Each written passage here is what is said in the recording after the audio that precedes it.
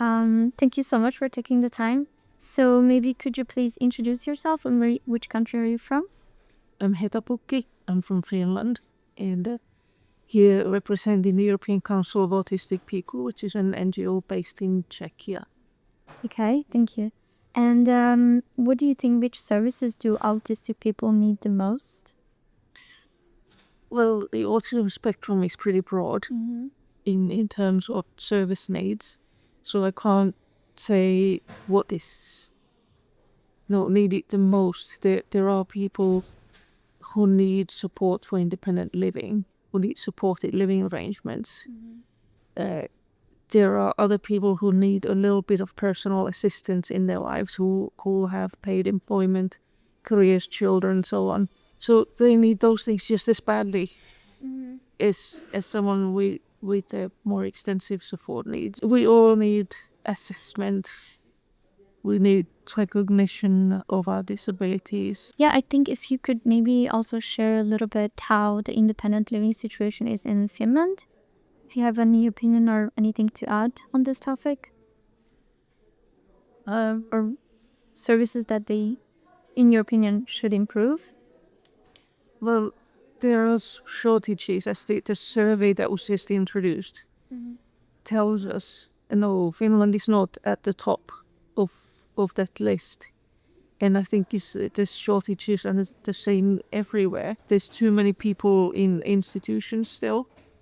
The group homes are still being built and offered as a standard solution for many people, know whether it's right for them or not. No, there's not enough monitoring of group homes and institutions, in my view. But Finland, like so many other countries, we get these depressingly repetitive occurrence or scandals, reports in the press about ways in which group homes and institutions have gone wrong. From what I've seen personally of group homes, for example, when I've met people who live in them, when I've been in touch with them in a professional role, to me they seem to range from depressing to horrendous. And I think that every instance that ends up in the press as a scandal is the result of a long, years-long downward slide, where everyday small breaches of human rights happen all the time, and everyone knows they don't reach the news threshold. They don't even bother with that. But then the people living in their own homes, like I am, and like many of my friends and colleagues who have some little bit of employment or could maybe have employment, they need, in my view, personal assistance, many of them. Whether they know it themselves or not, the possibility is not even presented to them.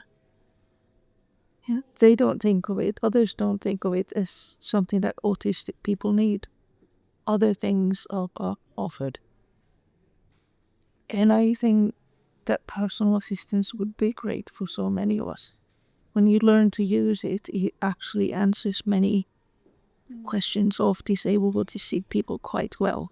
Poverty for us is a major issue. No. And that's also something that many people don't really perceive as an independent living issue. From what research exists, autistic people are among the ones with the lowest employment rates. That's along with people with intellectual disabilities and major mental health problems. And that is even when the autistic person is well educated and seemingly on the surface often not disabled enough. So poverty then becomes a secondary disability that I think is an enormous obstacle to many of us living actually independent lives.